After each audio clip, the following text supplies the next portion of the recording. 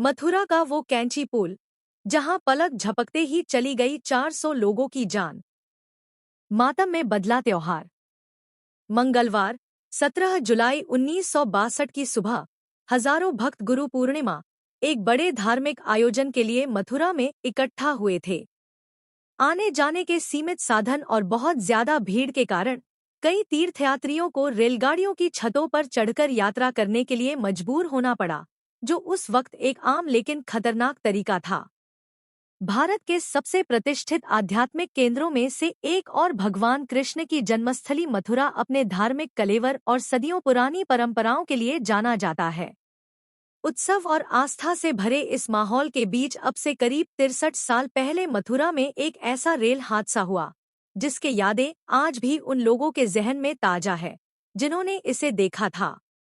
1962 में गोवर्धन मुड़िया पूर्णिमा मेले के दौरान हुई इस विनाशकारी घटना ने एक पवित्र उत्सव को खून खराबे और राष्ट्रीय शोक में बदल दिया। वह तारीख जिसने सब कुछ बदल दिया है 17 जुलाई 1962। इस त्रासदी के केंद्र में कैंची पुल था, जो यमुना नदी पर बने रेलवे पुल दो प्रकार से प्रयोग किया जाता था, यानी इसे रेलगाड़ियां और अन्य वाहन दोनों के लिए इस्तेमाल किया जाता था। लेकिन जब भी कोई रेलगाड़ी आती थी तो इसे सड़क यातायात के लिए बंद कर दिया जाता था। 17 जुलाई 1962 की सुबह 4 बजे कैंची पुल पर एक पैसेंजर ट्रेन पार कर रही थी और यही वो भयावह पल था जिसे आज भी लोग नहीं भूल पाते। ट्रेन के ऊपर बैठे सैकड़ों तीर्थयात्री या तो पुल की स्टील बीम से टकरा गए या उछलकर दूर जा गिरे, जिससे उन्हें गंभीर चोटें आईं, जिसमें किसी की शरीर के अंग कट गए तो किसी सिर ही धड़ से अलग हो गया।